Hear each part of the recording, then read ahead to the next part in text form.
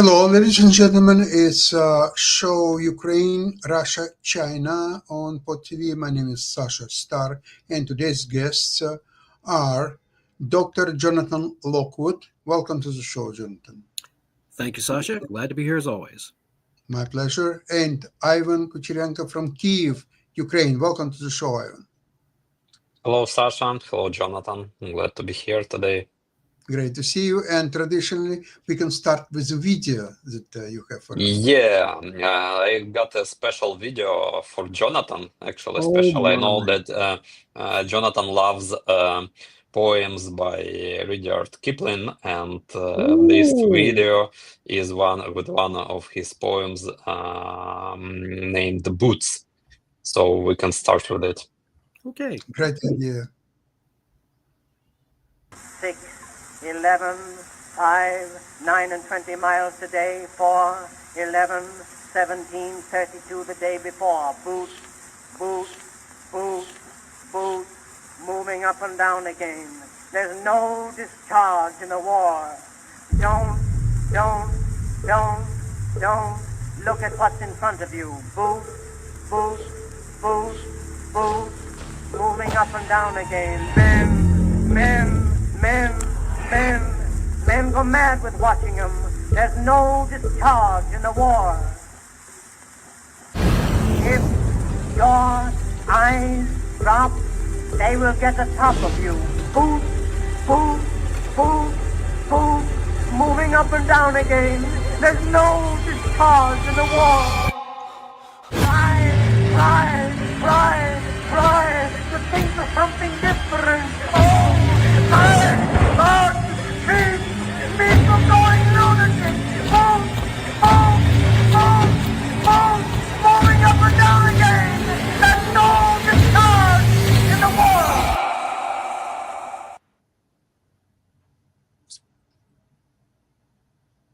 Now, Very Ivan, impressive. that is very powerful. It is very powerful, and it is a poem. It is something by Rudyard Kipling that I have not heard of or read before. But that is a very powerful and very appropriate application. And the only one that I find was when a beginning of a verse called "Like a Soldier," where he says, where Rudyard Kipling writes, "When you lie wounded on Afghanistan's plains, and the women come out to cut up your remains, just roll to your rifle and blow out your brains, and go to your God like a soldier." That scared the living daylights out of my class when I told them that one. So, yes, Rudyard Kipling had a very powerful way of writing. Yeah, Mhm. because he actually participated Yep. in the war, and he knows how it was. Yes. Wow. The more I think about this war between Russia and Ukraine, the more I think how multidimensional this war is, that you can characterize it as a war for a territory or war for actually destroying the whole country and completely subjugate it and rule it for the rest of the time. And then it's not, I mean, in the first year or so, it was basically Russia against Ukraine. Now it seems to me that the whole world, one way or another, is getting involved in it. And the latest situation, what's happening on the meetings in China, it's kind of troublesome to me to see the Russian, Indian, and Chinese leaders and others from the so-called global South. It seems to me that they are getting very pumped out by each other. There is a great camaraderie between them. Jonathan, what's your take on the situation? I think that I hesitate to call it this, but I'm afraid that the events are proving that this is true, that what we are seeing is the 21st century version of a world war. We saw what the 20th century version of two world wars were like, and they were horrific enough. This war, while it has not yet, thankfully, reached the level of casualties of either of the two previous world wars, is in its own way proving to be as widespread and as potentially disastrous as either of the two previous world wars. Only now we have the only real difference between this war and the previous two world wars is that the economic aspect of the conflict is coming more and more into play. And the only thing that is restraining it right now, you might think that the nuclear arsenals of both sides are in effect keeping it from going to the that is about the only thing keeping it from becoming a true world war is the use of nuclear weapons by either side. And my personal concern is that Putin, as he is confronted increasingly with the prospect of his own mortality, that he is not going to live to see the reunification. He fears that he will not live to see the reunification of the Russian Empire or even the conquest of Ukraine. And he may take the attitude of Samson in the temple, let me die with the Philistines. He might want to just take as many of his enemies with him as possible. That is my great concern. And it is incumbent upon the nations of the West, as well as the United States, to exert as much pressure as possible to prevent Putin from not only continuing his attempted conquest of Ukraine, which will not succeed militarily at the rate he's going, but to keep him from lashing out. And what I told you about previously, remember that when I talked about the crisis of communism that the Soviets used to talk about? Well, here we've got a crisis of Putin. Putin may panic or realize that his death is imminent and he is not going to succeed, and that he may well be tempted to lash out with his nuclear arsenal in a last-ditch effort to reverse the situation. John, if that's the case, and if it's something what is on mind of Western leaders, and if they are scared enough of that scenario, which most likely is the case, then the easiest way for them is, okay, Ukraine, yeah, nice country, nice people. However, should we take such a risk helping Ukraine, providing the weapons and ammunition to provoke Putin on exactly that scenario that you just described? So maybe it is easier to say to Zelensky, okay, you're not losing all territories. You're looking on to lose maybe, say, a third of your territories, or 2/3 are still yours. How you reconcile these two points of view? Well, in this case, the Europeans realize that if Putin's aggression is allowed to continue or succeed in any way in their current conflict with Ukraine, the Europeans fully realize that they are next. It is not going to prevent Russia or Putin from undertaking aggression from Europe or the rest of Europe. So no one's saying that this choice is an easy one. But it is one of these things that they have to be confronted with. One of the long-term measures that I told you about, that of course is the fact that President Trump is proposing the construction of the Golden Dome, the creation of the Golden Dome. Both Russia and China have declared that they consider the Golden Dome highly destabilizing. Why? Because it's not destabilizing to their existence. It's destabilizing because it threatens their power. They consider their nuclear arsenals to be their symbols, to be their principal instruments, which make them great powers, worthy of consideration and fear. And so anything that threatens the effectiveness of their nuclear arsenals, to them is highly destabilizing. And so therefore, that is the main long-term means of leverage that the United States has, along potentially with its European allies.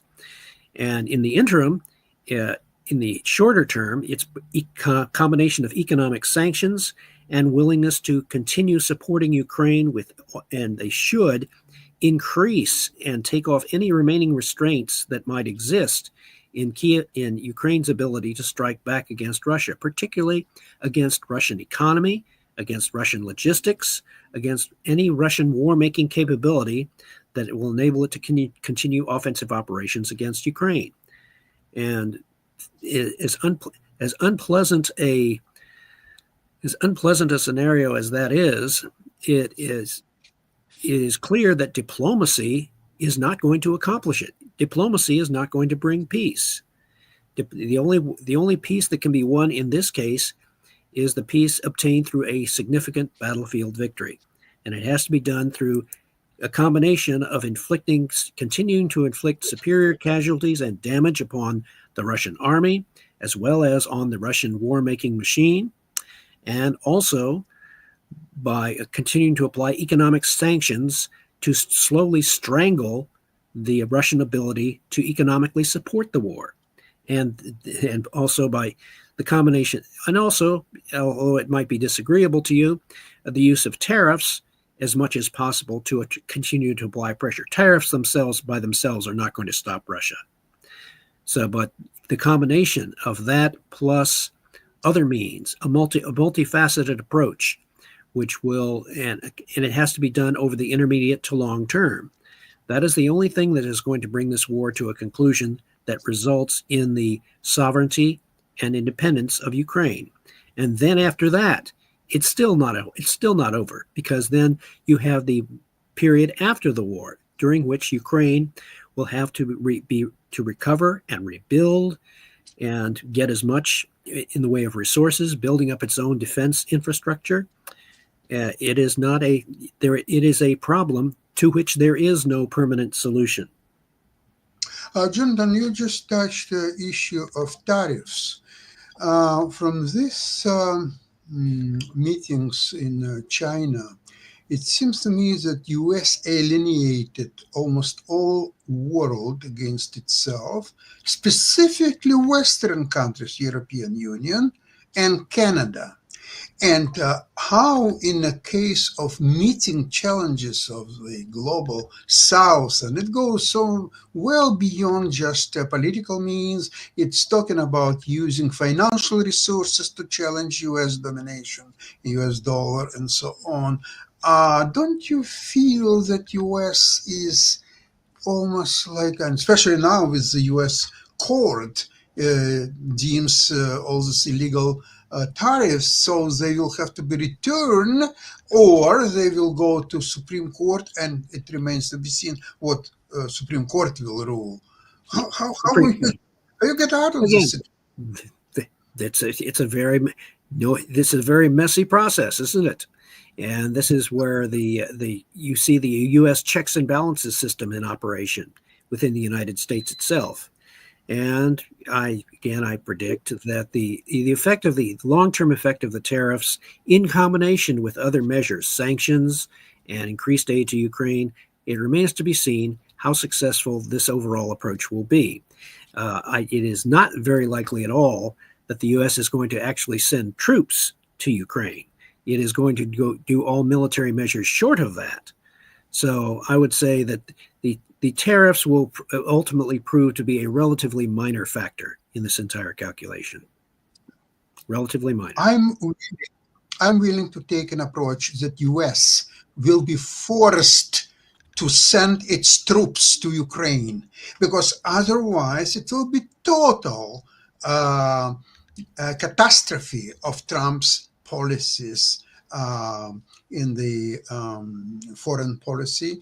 It will be complete tragedy for its relationship with the European Union, with Canada, with basically the rest of the world. Ivan, what do you have to say on what you're doing? It's your turn with the grenade, Ivan. Have fun. Yeah, actually, I agree with you, Sasha. What we've seen before, it's empowered Putin. All efforts from the side of Trump, his administration, when they don't say directly who is guilty in this war, and they say, oh, Putin is a bad guy, but Ukrainians are wrong too. They should be more negotiable. They should give all their territories and blah, blah, blah. Make Russian church be more powerful in Ukraine. Decrease the number of of the army in Ukraine and accept all Putin's actual requirements. And in this case, when a war criminal, actually a person who knows obviously that he broke the law, he broke the balance which established after the Second World War in Europe, is supported by President of the United States in his actions. It makes him feel confident. And we've seen from these pictures and from the videos from the China that Putin is quite confident and quite happy in the company of Xi, in the company of Narendra Modi and other representatives of the global South. And I think that it's the time has come for President Trump to say who is guilty in this war, and to say that it's Putin who is not going to make peace with Ukraine, not Ukraine. That it's not fault of Ukraine that this war can be stopped. It's Putin who is not negotiable. Putin who is humiliating Trump and all his peace efforts. Putin who is restraining Trump from getting the Nobel Prize actually, and not Ukraine. And in this case, I think actions from the side of Trump should be more severe. The time for blah blah blah actually passed. It's not working. It makes Putin and the leaders of these acts of evil actually feel themselves more confident and strengthen themselves against the United States and Europe, against the Western world, actually. So I think that Trump and his comrades in the White House hopefully will understand this at last. I think I tend to agree with you, because it is apparent that President Trump and his advisors are being steadily pushed in the direction of more severe actions against Russia, and it is quite clear that they are getting the same information. They are getting the same things. That it's just, to them, they are being confronted with with a mindset that is so totally foreign to their own, so totally unlike what they have. Trump has always believed that a deal is always possible, and he, for the first time in his life, he is confronted with someone with whom you cannot make a deal. It's like trying to make a deal with the devil. You can't do it. The devil You can actually, you can, but at the cost of giving him your soul. Yes, exactly. At the cost of Putin is only demanding your soul. He also demands your territory as well. He demands unconditional surrender. So yes, confronted with this type of person, and that as much as now you've also seen the conversations where Trump is concerned about whether or not he's going to be able to earn his way into heaven, and whether or not he was actually musing that perhaps if he is able to bring peace between Ukraine and Russia, that this might help him get into heaven. And now but not by making deals with the devil. No. Actually, you don't, exactly. You don't get into heaven by making deals with the devil. That's true, and that is also one of the reasons why sometimes leaving aside the theological argument point of whether you can earn your way into heaven at all, because God's standard is perfection, and Christians as well as others have talked about this, that you really cannot earn your way into heaven. It is only by God's grace and mercy that you are allowed to enter into heaven, and that's something which we could, if we continue discussing this would be a show on religion and not the war in Ukraine. But in order to he cannot make deals with people who are clearly evil and who have no conscience and no restraint whatsoever on their behavior. So he has to be like previous U.S. presidents that in World War II, President Roosevelt was not inclined to make a deal with Hitler. He demanded unconditional surrender. Churchill was not inclined to make a deal with Hitler. Unconditional surrender. Stalin was not inclined to make a deal with Hitler, especially after he'd been invaded.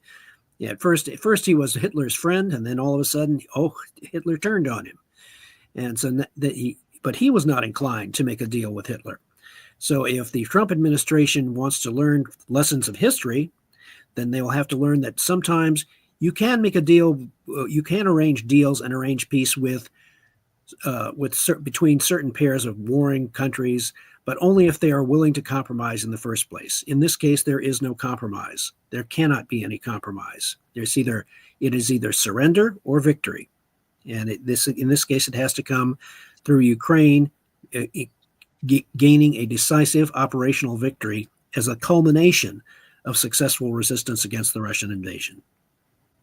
What Trump is not getting is that it's a very different negotiations in a real estate deal where it's all haggling about the price, the time of possession, a few other minor things here and there.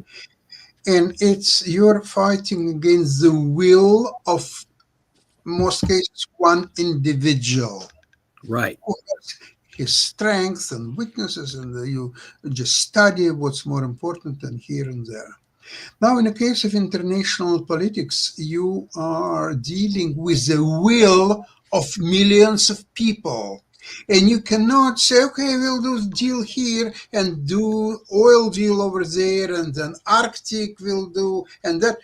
People don't get that. Most of the countries, especially a country like Russia, where people live for centuries in extreme poverty, and they don't have this concept of developing Arctic and some other stuff or so on. To them, it's completely abstract.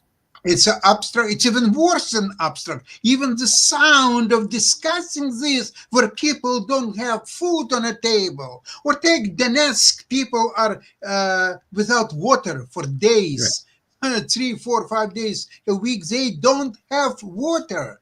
So you're telling them we are going to do deal with Arctic? Is Trump that dumb? How possible?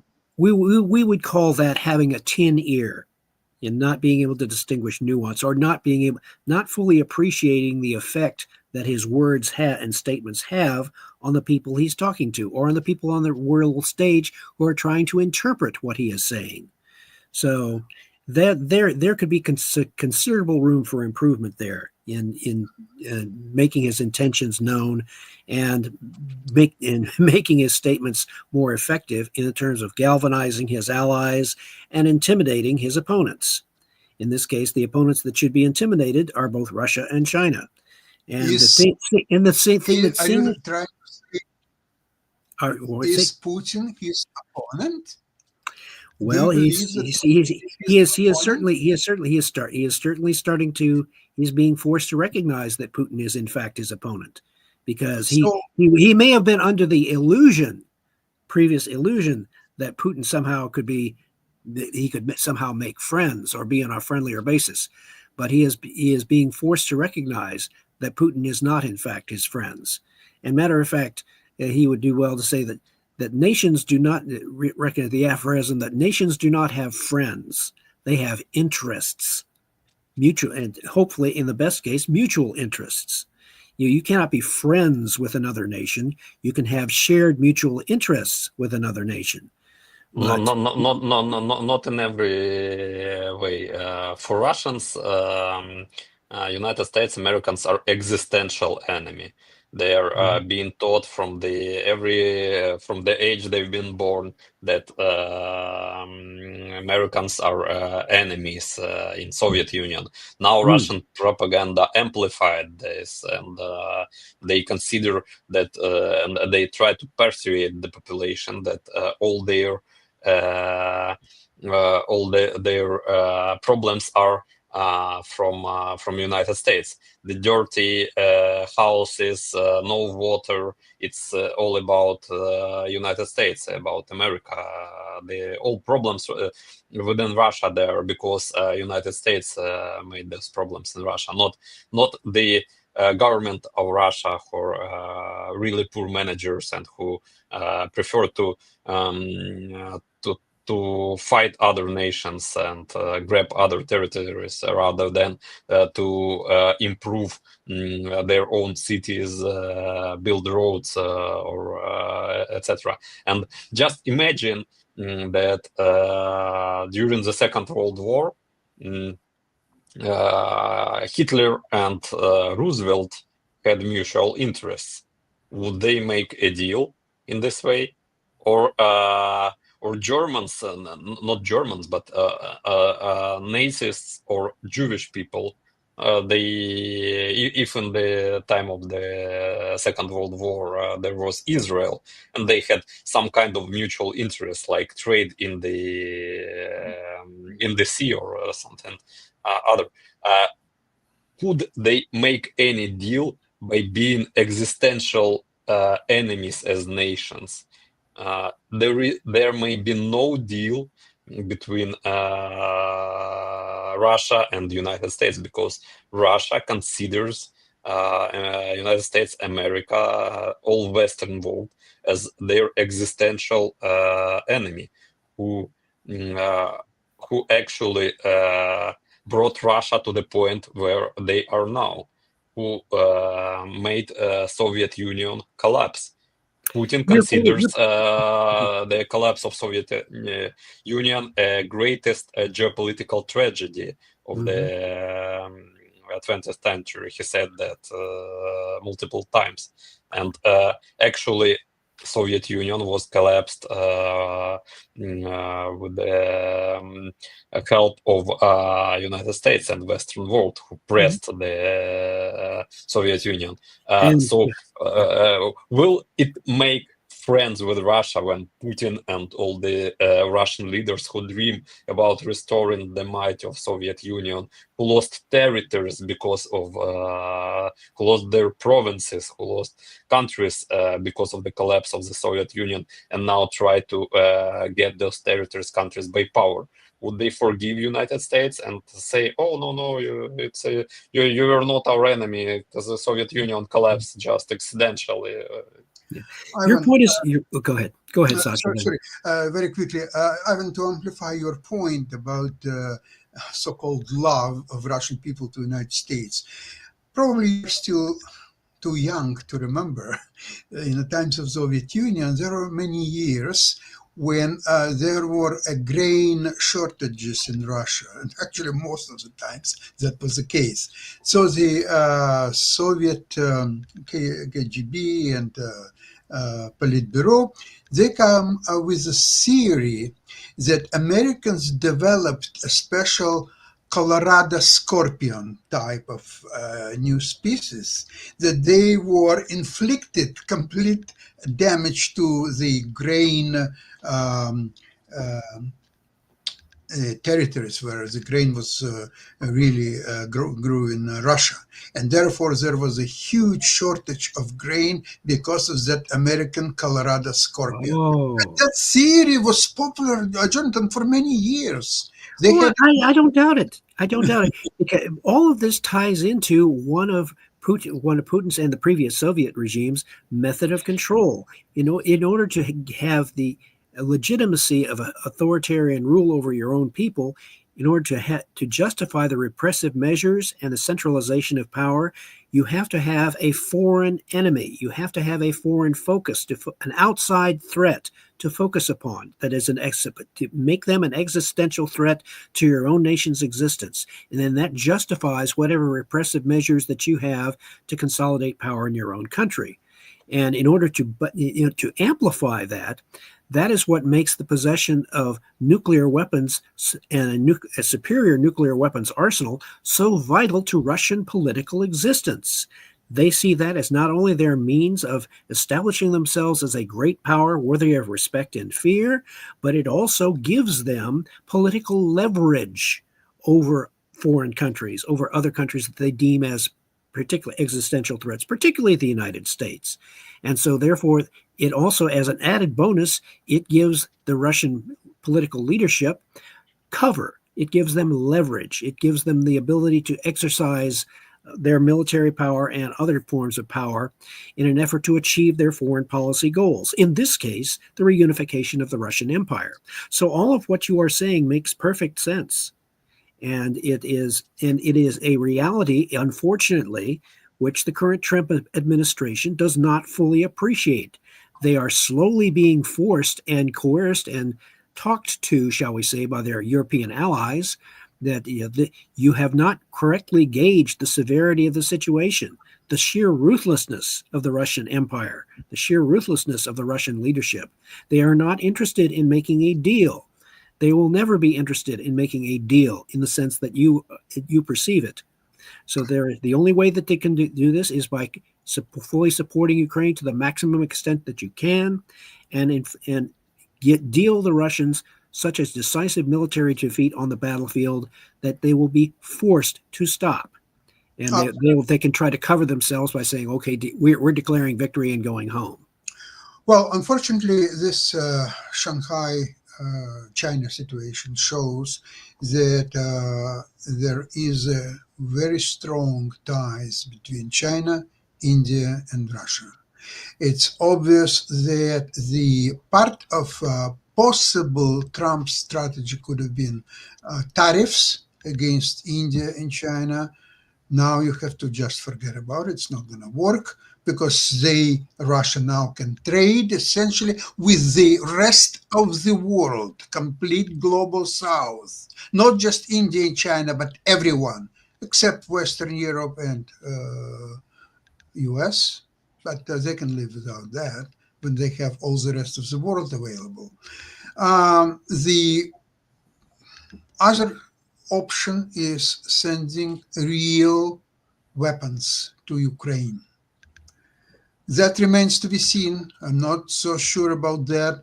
Trump is on the verge of losing their key support from so-called MAGA, and he has to be very mindful of openly send any help to Ukraine because he was elected on a program, no help to anybody, America first, no food on the grounds of anywhere outside of US. So how he will going to juggle all that together, we'll see in next few days, probably. One last word there, Sasha. Remember President Roosevelt in the election of 1940, American election of 1940, he said in his campaign, he said, "Your boys are not going to be sent to fight in any foreign wars." And guess what? Roosevelt had to pivot with the attack. That was a much different and much more serious situation. But in this case, I would say that at the very least, I would agree with you that the Trump administration will have to provide much stronger support and encourage as much as possible the building of an entire coalition to oppose what is rapidly emerging as the 21st century's version of a world war. We dare not call it. Go ahead. It seems to me that it's Ukraine and Europeans are trying to build a coalition.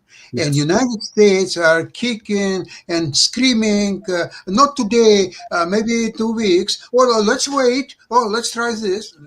So that was, by the way, Sasha, there's a parallel to that. Remember, before World War I and World War II, the United States was a reluctant participant. And it only entered the World War I in 1917. And fortunately, it provided just enough military power, just enough manpower to prevent a German victory on the Western Front late in the war. And in World War II, again, the United States, the predominant sentiment in the United States, according to polls taken at the time, were in favor of staying neutral. Or even after Pearl Harbor, right. There was still a great reluctance. There was still a significant reluctance, and they had to overcome that. And so, Roosevelt had to basically portray the United States as being the arsenal of democracy. And so they did that, and all the while that they were building up their military power. And they keep also in mind that the United States had to build its defense industrial base from scratch, practically. But they had a huge untapped capability for in the military industrial complex. It did not exist prior to World War II. It was built during World War II, where it became the mightiest war machine in human history. And then, and you know the rest after that. But now we have this massive military industrial complex.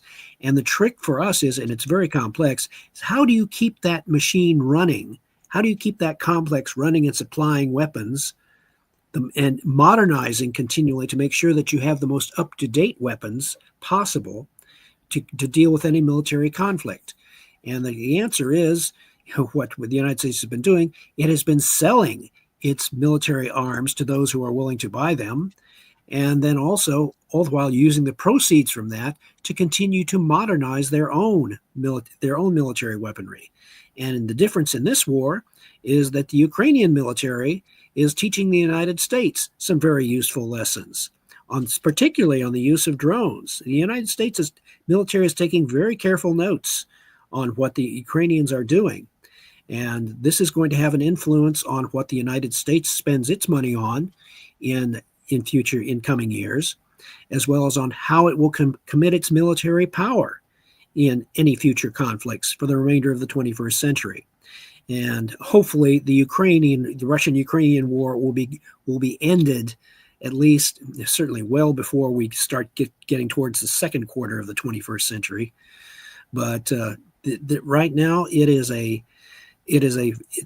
being in the middle of a conflict, or it is always difficult to make precise predictions, but this war will come to an end. And I predict if it is going to come to any kind of a satisfactory end, it has to end with a decisive defeat of the Russian military forces in Ukraine. However that can be achieved. Jonathan, I'm not so optimistic as you are.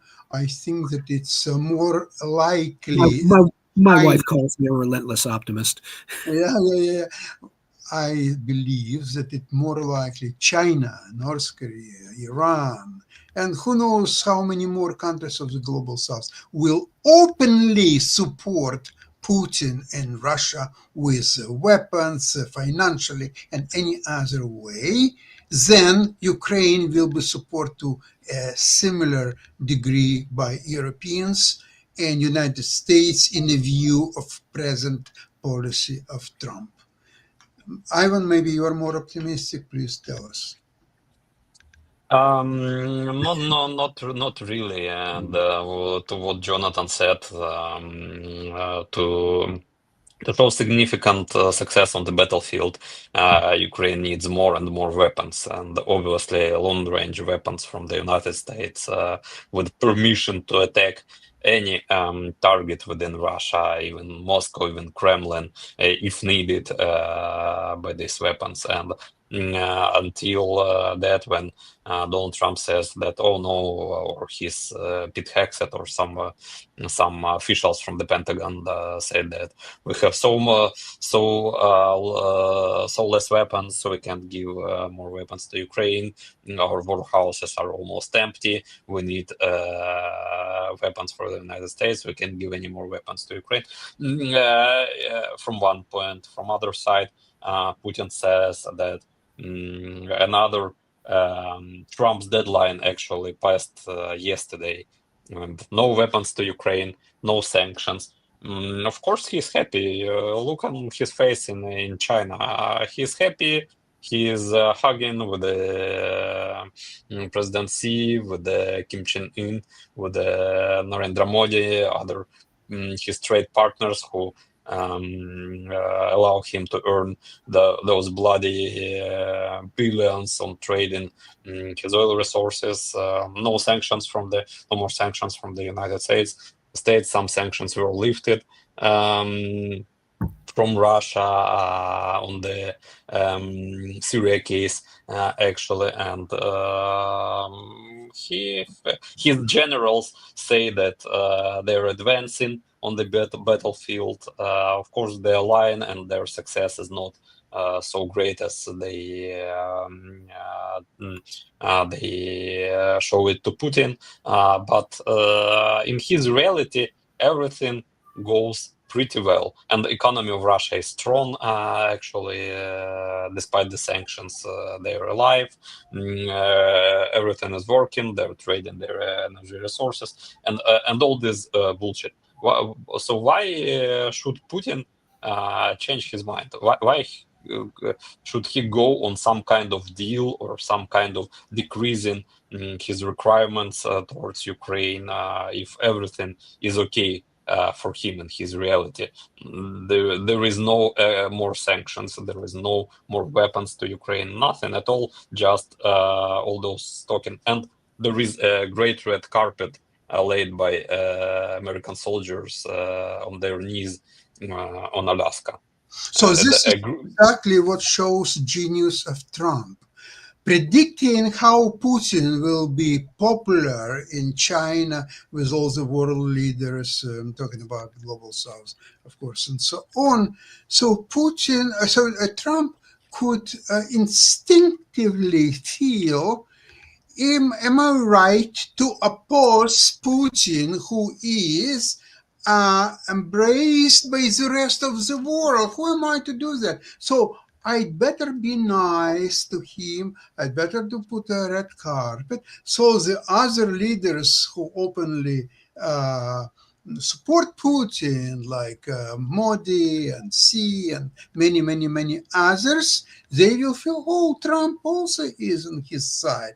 Wonderful. That's something that we can work with. So that tells me what a genius Trump is.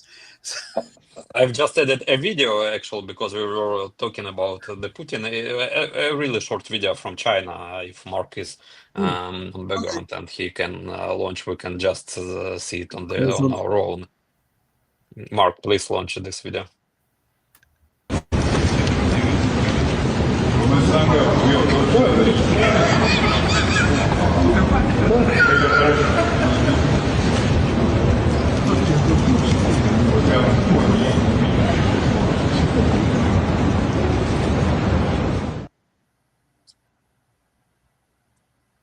He's smiling, happy man. In his reality, everything is great. Oh, that's one only wonders what kind of joke they were telling. I'm pretty sure that they were joking about Trump. Oh, probably. And that red carpet and how he had a nice ride in a beast with Trump in Alaska and all this stuff. How a great American leader can be fooled. Well, all I can say is they had best laugh while they still can. Yeah, agreed, Jonathan. Well, listen, we covered a lot of ground today. Thank you for today's program, and I will see you on Fridays, same place, same time, hopefully with better news as well. Okay? Thank you very much, everybody. Slava Ukraini. God bless America. Thank you. Героям слава. Thank you. Thank you. Bye-bye, everybody.